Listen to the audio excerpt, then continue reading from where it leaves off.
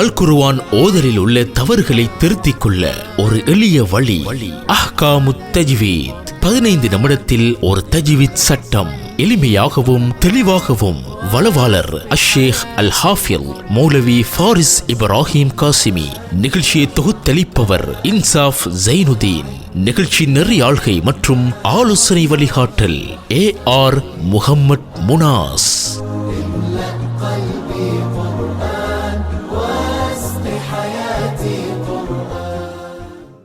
நேர்கள் அனைவருக்கும் அஸ்ஸலாமு அலைக்கும் வரஹ்மத்துல்லாஹி வபரகாத்துஹு.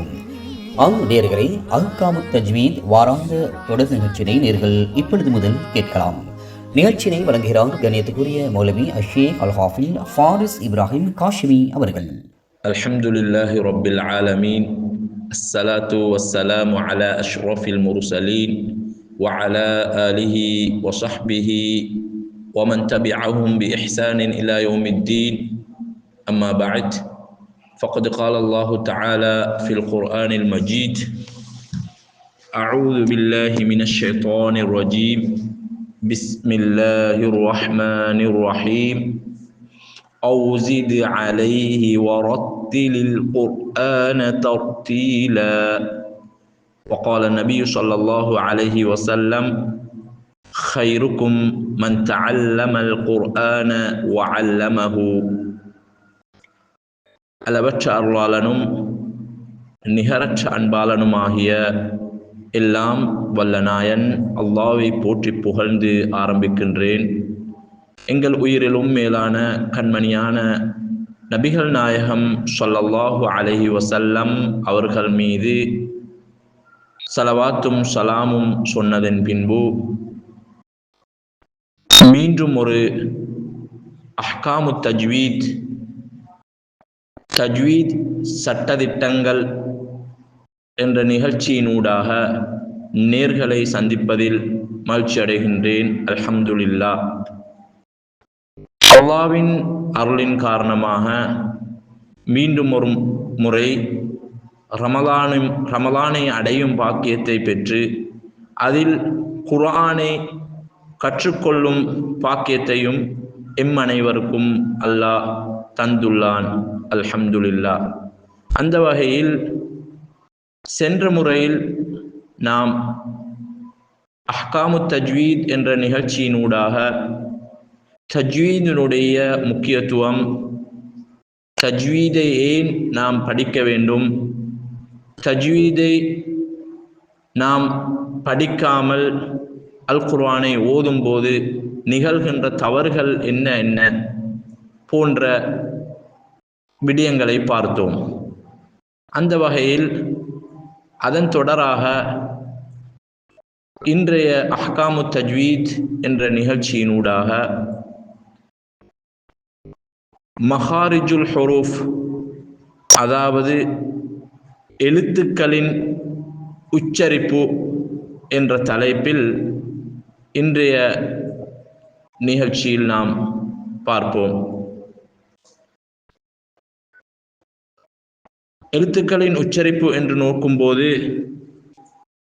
தொண்டையின் பல பகுதிகளிலிருந்து எழுத்துக்கள் வெளியாகுவதை நாம் பார்க்கின்றோம். அதில் முதலாவதாக தொண்டையிலிருந்து வெளியாகும் எழுத்துக்கள் 6 இருக்கின்றன. அந்த 6 எழுத்துக்களும் தொண்டையின் 3 பகுதிகளிலிருந்து வெளியாகுவதை நாங்கள் பார்க்கின்றோம். முதலாவது தொண்டையின் அடிப்பகுதி, இரண்டாவது தொண்டையின் நடுப்பகுதி, இறுதியாக மூன்றாவதாக தொண்டையின் மேல் பாகத்திலிருந்து வெளியாகும் எழுத்துக்கள்.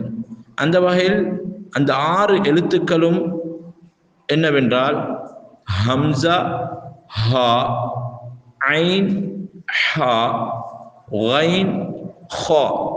இந்த 6 எழுத்துக்களும் மொத்தமாக தொண்டையுடைய எழுத்துக்கள் என்று சொல்லப்படும். அதாவது அரபியில் ஹுரூஃபுல் ஹல்க், தொண்டையின் எழுத்துக்கள் என்று கூறப்படுகின்றது. அந்த வகையில் இதனை நாம் தொண்டையின் அடிப்பாகத்திலிருந்து வெளியாகக்கூடிய இதில் 2 எழுத்துக்கள் இருக்கின்றன. ஒன்று ஹம்ஸா, அடுத்து ஹா. இந்த இரண்டு எழுத்துக்களும் தொண்டையின் அடிப்பாகத்திலிருந்து வெளியாகும். இரண்டாவது ஐன் ஹா, இந்த ரெண்டு எழுத்துக்களும் தொண்டையின் நடுப்பாகத்திலிருந்து வெளியாகும். மூன்றாவதாக கைன் ஹா, இந்த இரண்டு எழுத்துக்களும் தொண்டையின் மேல் பாகத்திலிருந்து வெளியாகும். எனவே இந்த தொண்டையின் 3 பகுதியிலிருந்து வெளிவரக்கூடிய இந்த எழுத்துக்களை நாம் சற்று சிந்தித்து அந்த எழுத்துக்களை அந்த இடத்திலிருந்து வெளிப்படுத்துவதற்கு நாம் முயற்சிக்க வேண்டும். அதே போன்று நாவும் முரசும் சேர்ந்து உச்சரிக்கக்கூடிய எழுத்துக்கள், அதில் முதலாவது ஆஃப். இது நாவின் இறுதி, அதற்கு நேரே உள்ள மேல் முரசி, அதாவது குட்டி நாக்கில் படும்போது வெளியாகும் எழுத்தாகும். மீண்டும் ஒரு முறை ஆஃப். ஆஃப் என்னும் பொழுது நாங்கள் பார்ப்போம் 2 நுக்தாக்கள் இடம்பெற்றிருக்கும். இதனை மொத்தமாக நாங்கள் கூற வேண்டும், ஆஃப். இந்த காஃப் என்ற எழுத்தை நாம் நாவின் இறுதியிலிருந்து அதற்கு நேரே உள்ள மேல் முரசில், அதாவது குட்டி நாக்கில் படும்போது இந்த காஃப் என்ற எழுத்து வெளியாக வேண்டும். அதே போன்று காஃப் நாம் பார்ப்போம், நோமலாக சாதாரணமாக சொல்லக்கூடிய எழுத்து காஃப். இது காஃப் வெளியாகும் இடத்திலிருந்து, அதாவது மேலே கூறிய மொத்தமாக சொல்ல வேண்டிய அந்த எழுத்து காஃப் என்று சொல்லக்கூடிய அந்த எழுத்து வெளியாகக்கூடிய இடத்திலிருந்து சிறிது வாய்ப்பக்கம் முன் தள்ளி வெளியாகும். அதாவது காஃப் என்று நோமலாக சொல்ல வேண்டும். அதே போன்று ஜீம், ஷீன், யா, இந்த 3 எழுத்துக்களும் நாவின் நடு நேரே உள்ள மேல் முரசில் படும்போது வெளியாக வேண்டும். நாவின் நடுப்பகுதி நேரே உள்ள மேல் முரசில் படும்போது வெளியாகும் இந்த 3 எழுத்துக்களும், அதாவது ஜீம், ஷீன், யா, இந்த 3 எழுத்துக்களும். அதே போன்று லாம், நூன், ரா, இந்த 3 எழுத்துக்களும் நாவின் நுனி மேல் முன் பற்களுக்கு மேலுள்ள முரசில் படும்போது இந்த 3 எழுத்துக்களும் வெளியாகும். அதாவது நாவின் நுனி மேல் முன் பற்களுக்கு மேலுள்ள முரசில் படும்போது வெளியாகும். இம்மூன்று எழுத்துக்களும் வெளியாகும் இடங்களில் சிறிய வேறுபாடுகள் உள்ளன. அதனை மீண்டும் நாம் சொல்லி பார்ப்போம். லாம், நூன், வாவ், லாம், நூன், ரா, இந்த 3 எழுத்துக்கள். அத்தோடு நாவும் பல்லும் சேர்ந்து உச்சரிக்கக்கூடிய எழுத்து தாத். இது நாவின் இடப்பக்க ஓரம் மேல் கடைவாய் சொக்கை பற்களின் ஈறு, அதாவது பற்கள் ஊண்டியிருக்கும் சதை களில் இலேசாக படும்போது வெளியாகும். அதாவது வலப்பக்க ஓரத்திலிருந்து உச்சரிக்கலாம். தாத். இது நாவின் இடப்பக்க ஓரம் மேல் கடவாய் பற்களின் ஈறு, அதாவது பற்கள் ஊண்டியிருக்கும் சதைகளில் இலேசாக படும்போது வெளியாகும். வலப்பக்க ஓரத்திலிருந்து உச்சரிக்கலாம்.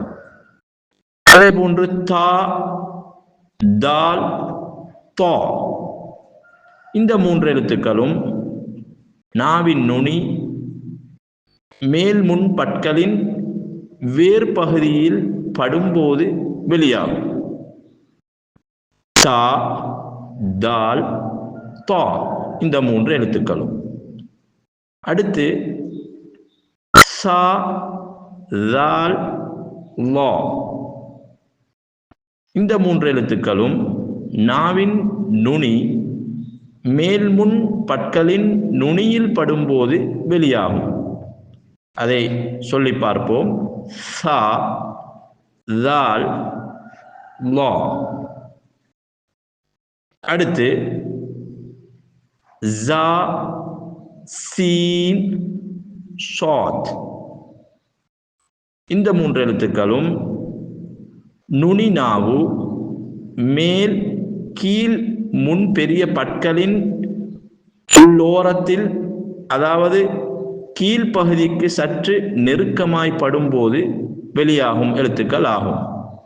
அதாவது ஜா சீன் ஷாத் என்ற எழுத்துக்கள். அடுத்து நாம் மஹாரிஜுல் ஹுரூஃப் என்ற இந்த தலைப்பின் கீழ் பார்க்கக்கூடிய எழுத்து ஃபா. இந்த ஃபா பல்லும் உதடும் சேர்ந்து இந்த எழுத்தை உச்சரிக்க வேண்டும். அதாவது மேல் முன் பற்களின் ஓரங்கள் கீழ் உதட்டின் ஈரப்பகுதியில் இலேசாக படும்போது வெளியாகும் எழுத்தாகும் இந்த ஃபா என்ற எழுத்து. அடுத்து இரு உதடுகளும் சேர்ந்து உச்சரிக்கக்கூடிய எழுத்து பா மீம்.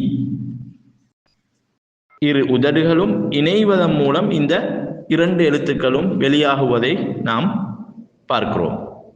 அதாவது பா மீம் என்ற எழுத்துக்கள். அடுத்து வாவ். இரு உதடுகளும் இணைந்து வட்டமாகி உச்சரிக்கும் போது வெளியாகும் எழுத்து தான் வாவ். நான் உச்சரிக்கும் பொழுது எங்களுடைய 2 உதடுகளும் இணைந்து வட்டமாகி உச்சரிக்க வேண்டும், வாவ். அதே போன்று மத்துடைய எழுத்துக்கள் மற்றும் குன்னா, இதை நாம் அடுத்த எம்முடைய அஹ்காமு தஜ்வீத் என்ற நிகழ்ச்சியினூடாக இன்ஷா அல்லாஹ் நாம் நோக்குவோம். எனவே இன்றைய நிகழ்ச்சியினூடாக எழுத்துக்களின் உச்சரிப்பு தஜ்வீதில் ஆக முக்கியத்துவம் பெறுகின்ற ஒரு விடயம். ஆரம்பத்தில் நாம் தஜ்வீதின் முக்கியத்துவத்தில் 2 விடயங்கள் கவனிக்க வேண்டும் என்று கூறிய விடயத்தில் நான் பார்த்தோம். தஜ்வீத் என்றால் மஹாரிஜுல் ஹுரூஃப் எழுத்துக்களை உச்சரிப்பது, அதே போன்று தஜ்வீதுடைய சட்டதிட்டங்களை கவனித்து ஓதுவது. இந்த 2 விடயங்களையும் கவனிக்க வேண்டும் என்று நாம் கூறினோம்.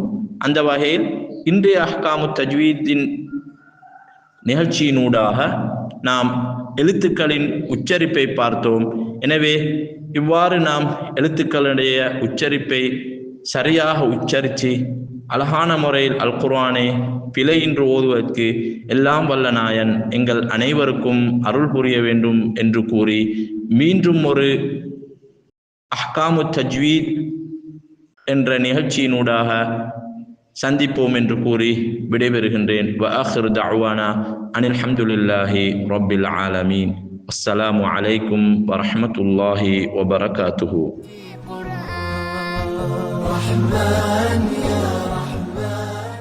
நேர்கள் இதுவரை அஹ்காமு தஜ்வீத் வாராந்த தொடர் நிகழ்ச்சி கேட்டீர்கள். வழங்கியிருந்தார் கணியத்துக்குரிய மௌலவி அஷேக் அல் ஹாஃபில் ஃபாரிஸ் இப்ராஹிம் காஷிமி அவர்கள். இன்ஷா அல்லாஹ் அடுத்த வாரம் அஹ்காமு தஜ்வீத் நிகழ்ச்சியில் சந்திப்போம். நேர்கள் அனைவருக்கும் அஸ்ஸலாமு அலைக்கும் வரஹ்மத்துல்லாஹி வபரகாத்துஹு.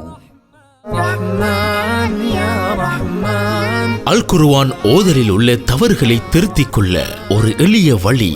அஹ்காமு தஜ்வீத் 15 நிமிடத்தில் ஒரு தஜ்வீத் சட்டம்.